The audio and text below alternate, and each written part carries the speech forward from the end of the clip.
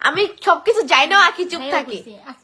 হ্যাঁ আমি সবকিছু যাই না চুপ থাকি, যে তুমি যে বারে যে নাইচা বেড়াইতা, আমার অন্তত আমি আখি সব কইরা বেড়ানি। আমার একটা সুন্দর ফ্যামিলি আছে, আমি ভালো আছি, আমাকে ভালো থাকতে দাও। যতদিন আমাকে যদি খারাপ বানাও বা আমার মুখ যখন ছুটবে, আমি তো সবার মতন এসব কাহিনী করবো না, আমি তোমাদের সামনাসামনি চড়াবো। এবার রাজার মৌসুমী ডিভোর্স নিয়ে মুখ খুললেন আখি। আখি বললেন, আমি সব কিছুই জানি, তারপরেও চুপ থাকি, আমাকে চুপ থাকতে দাও। আমার একটা পরিবার আছে, আমার পরিবারকে নিয়ে বেশ ভালোই আছি, আমাকে খারাপ করতে যেও না, তাহলে তোমাকে সামনে গিয়ে চড়াবো। এমনই কথা বললেন রাজা মৌসুমীকে উদ্দেশ্য করে।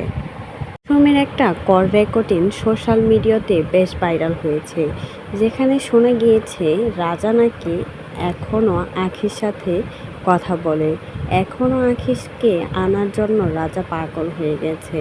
রাজা নাকি আখিকে ফোন দিয়ে বলে সে যাতে তার সাথে একবার দেখা করে, আবারও সব কিছু ঠিকঠাক করে নেয়।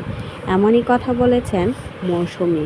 মৌসুমী বলেছেন সব কিছুই নাকি তাকে আখি বলেছে, সব স্ক্রিনশট রেকর্ডিং সব কিছুই তার কাছে আছে, আর সব কিছু জেনে শুনে নাকি মৌসুমী রাজাকে ডিভোর্স দিয়েছে।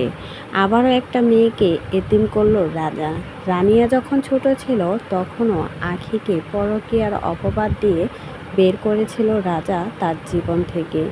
আখি নাকি পরকীয়ায় লিপ্ত ছিল, আর সেটা হাতে নাতে ধরেছিল রাজা, আর সেজন্যই নাকি রাজা আখিকে ডিভোর্স দিয়েছে।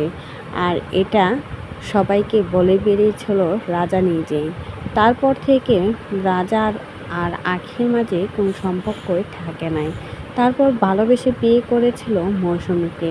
রাজা মৌসুমীকে নিয়ে বেশ ভালোই সংসার জীবন শুরু করেছিল, সংসারটাকে সাজিয়ে গুছিয়ে নিয়েছিল, তাদের সংসারে ফুটফুটে একটা কন্যা সন্তান হয়েছিল।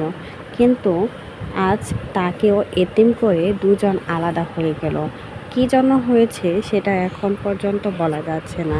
তবে রাজা কান্নার একটা কল রেকর্ডিং ভাইরাল হয়েছে, আর মৌসুমী কেন বা ডিভোর্স দিয়েছে সেটাও ক্লিয়ার করেছে সবার মাঝে। তবে আসলে কি এই কথাগুলো সত্যি না মিথ্যা, তো সব কিছু জানতে অবশ্যই আমাদের চ্যানেলটাকে সাথেই থাকবেন। তো এই বিষয়ে কোনো মতামত থাকলে সেটাও কিন্তু আপনারা কমেন্ট বক্সে কমেন্টে জানাতে অবশ্যই কিন্তু ভুলবেন না।